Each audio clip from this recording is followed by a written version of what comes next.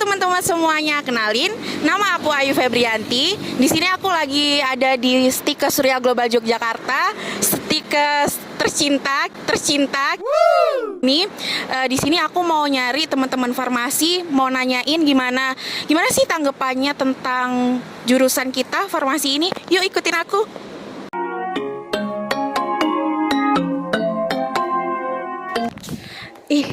Kayaknya itu ada ketua Himafa kita. Kita tanyain yuk. Halo Kak Celi. Halo. Boleh ganggu waktunya sebentar nggak? Boleh Kak. Bisa dikenalkan dulu namanya, terus dari semester berapa, dari mana gitu? Oh iya, sini ya? Ya. Halo, nama saya Bawadi Yasmin Fazila. Saya dari semester 4. Oke. Terus dari mana nih? Saya dari Sulawesi Tenggara. Oke, dari Sulawesi Tenggara, jauh ya. Iya, Di sini saya mau nanya-nanya, kira-kira boleh nggak sih? Boleh Kak, boleh banget. Pertama, aku mau nanya motivasi Kak Celi masuk ke Stikes Surya Global dan kenapa memilih jurusan farmasi padahal ada jurusan lain? Ya, motivasinya karena Stikes Surya Global itu ada pesantrennya, jadi saya pengen gitu nikmati suasana baru.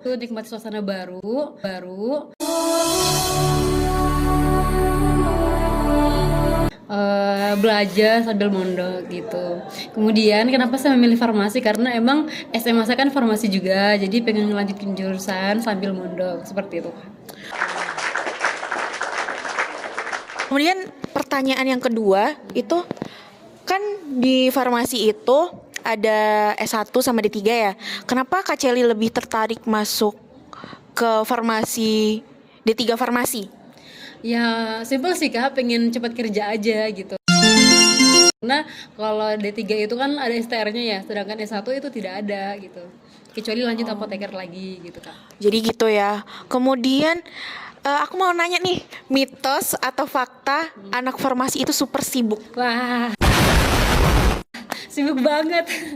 Sibuk banget karena farmasi itu tugasnya banyak, kemudian harus nyelesainnya itu butuh mikir panjang, mikir keras gitu Kak. Karena apalagi kalau misalnya anak farmasi yang latar belakangnya bukan anak farmasi, jadi perlu mikir keras lagi gitu Kak. Dan itu fakta sih Kak menurut saya. Jadi laporannya tuh sebanyak itu ya? Banget gitu. Cuman gimana sih cara ngatasinnya Kak Celi kok bisa walaupun sebanyak itu laporannya tapi Kak Celi tuh bisa ngerjain gitu? Ya, kalau dari saya sendiri manajemen waktunya sih Kak. Misalnya setelah diberikan tugas mungkin kita langsung kerjain dan pada akhirnya laporan-laporan kita itu tidak menumpuk gitu. Juga cepat terselesaikan dan tidak ada penumpukan tugas selain laporan seperti itu. Oh jadi gitu ya. Untuk pertanyaan terakhir nih. Boleh Kak? Tips dan triknya buat adik-adik maba yang masuk farmasi itu apa sih biar dia tetap kayak aku semangat banget nih di jurusan farmasi gitu. Tipsnya lebih banyak belajar sih, lebih banyak belajar, kemudian kuatin fisik dan mental, terus atur pola hidup lah ya, tidur yang baik, kemudian pola makan, sering olahraga juga karena di kampus itu banyak tugas, banyak yang harus diselesaikan dan tentunya seorang mahasiswa itu harus mempersiapkan semuanya dengan matang. Gitu. Oke, jadi gitu ya. Itu tadi alasan Kak Celi kenapa milih jurusan farmasi. Oke, terakhir banget nih, satu kata untuk farmasi. Luar biasa. Oke, terima kasih Kak. Terima kasih kembali. Satu kata buat farmasi. Adalah luar biasa. Biasanya sih padet banget, capek.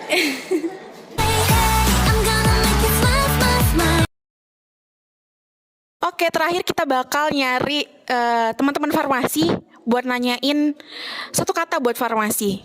Ayo kita ikutin aku terus. Halo Kak. Iya. Boleh nanya nggak sih? Boleh banget. Satu kata buat farmasi. Kalau satu kalimat boleh nggak?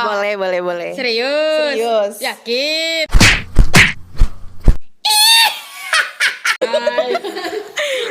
Satu kalimat. Oke. Apa Oke. tuh? Kalau dari saya ya Kak ya, satu kalimat dari farmasi, Menjadi seorang farmasi itu harus siap dibanting dan harus siap terbelanting. Maksudnya, siap dibelanting dan siap terbanting itu bukan membuat kita lemah ya Kak ya, tapi membuat kita kuat, membuat kita bisa bermanfaat ke depannya.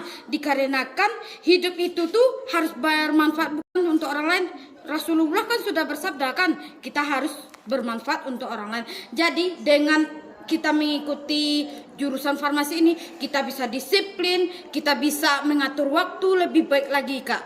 Pokoknya farmasi the best. Keren banget ya. Terima kasih dulu. Terima kasih. Terima kasih. Dadah Kak. Salam farmasi.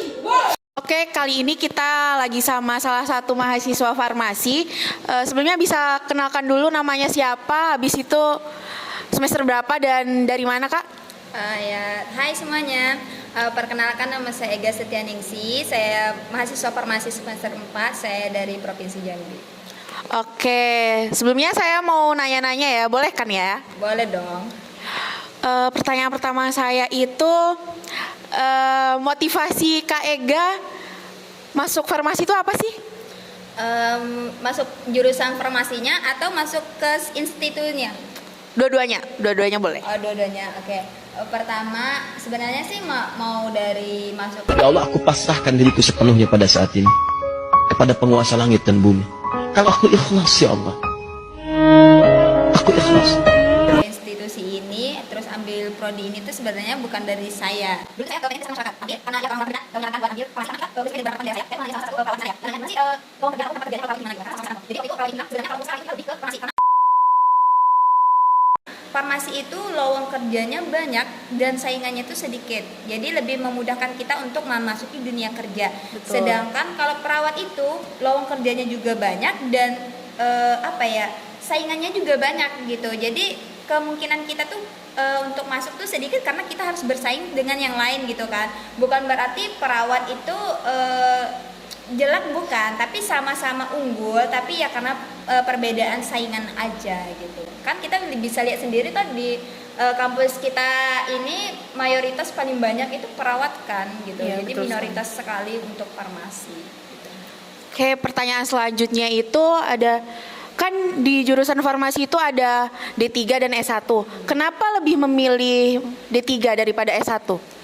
Oke, dulu saya itu kenapa saya awalnya nggak tahu kalau farmasi itu di sini D3. Jadi saya masuk ke sini dan pengennya masuk farmasi dan ternyata di sini D3. Jadi waktu itu kayak ngerasa nyesal sih nyesal, tapi setelah saya pikir-pikir kalau untuk ranahnya farmasi mereka lebih bukan hanya dari sekedar teori yang mereka dapatkan tapi pengalaman juga ya. Nah, jadi dengan mereka yang D3 dulu baru tahap ke S1 apoteker itu menurut saya itu jalan yang sangat bagus. Kenapa? Karena dari segi pengalaman kita di D3 banyak prakteknya, kita banyak pengalaman kan. Nah, kayak obat nih, kita beli obat, kok obatnya bentuknya kayak gini sih.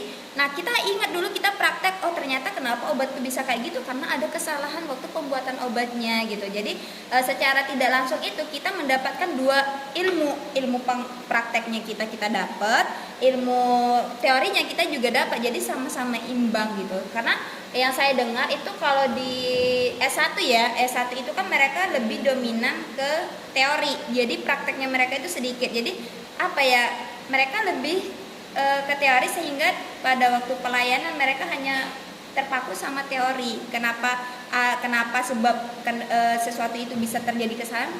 Ya mereka hanya terpatok sama teori gitu. Jadi lebih dengan salah satu kita dengan D3 itu bukan suatu yang merendahkan kita, bukan, tapi malah mengunggulkan kita karena kita banyak ilmu dari berbagai sasaran gitu. Terus aku mau nanya nih, mitos atau fakta sesuai dengan apa yang dialami Kak Ega, farmasi itu sesulit itukah? Terus banyak laporan kah? Dan kayak emang sebegadang itu? Kayak sampai nggak bisa tidur gitu. Itu gimana Kak Ega? Oke, itu kalau saya menganalisa ya, kenapa anak farmasi itu mereka lebih banyak laporannya. Sebenarnya itu ada anak farmasi yang sedikit laporan tergantung dengan prodinya. Sedangkan kita kenapa banyak laporan? Karena kita D3 lebih dominan praktek. Sedangkan setiap praktek itu harus ada laporan gitu kan. Nah, yang meskipun dia anak farmasi, dia jurusan S1 pun itu laporannya sedikit karena mereka lebih banyak teori daripada praktek gitu. Betul. Sedangkan anak kesehatan masyarakat juga ada laporan setiap mereka praktek, habis praktek pasti mereka bikin laporan juga. Jadi yang membuat kita itu banyak atau tidaknya laporan itu tergantung dari prakteknya kita. Kalau kita D3 itu lebih banyak praktek, lebih banyak laporannya. Kalau nggak mau banyak laporan ya S1 gitu kan, prakteknya lebih sedikit. Tapi apa ya, dengan adanya laporan itu tidak membuat kita seolah-olah kita jadi pusing, kita nggak bisa atur waktu, nggak bisa healing lah ya kata orang-orang, nggak bisa tidur dengan lama. Tapi menurut saya sekarang kita berproses kayak gitu ya fine gitu, karena sesuatu ketika kita mau menuju sesuatu yang tinggi karena kita butuh proses gitu. Jadi dibilang kalau nggak pernah tidurnya cuma sedikit, semua prodi pasti ngalamin gitu. Kira-kira buat adik-adik maba nih, tips and triknya tuh apa sih buat jadi mahasiswa farmasi tuh? Oke, buat kalian maba tahun 2022 ya, yang sekarang, yang pertama itu yang harus kalian siapin itu pertama mental. Karena kalian mau gimana pun, kalian punya uang, kalian pintar, tapi kalau mental kalian nggak bagus itu bakal bikin kalian down. Tapi sebaliknya kalau kalian dengan seadanya, tapi dengan mental kalian itu sebagai penopang gitu kan. Banyak mahasiswa sekarang bisa dianalisa itu 90% penyakit yang dialami mahasiswa itu stres.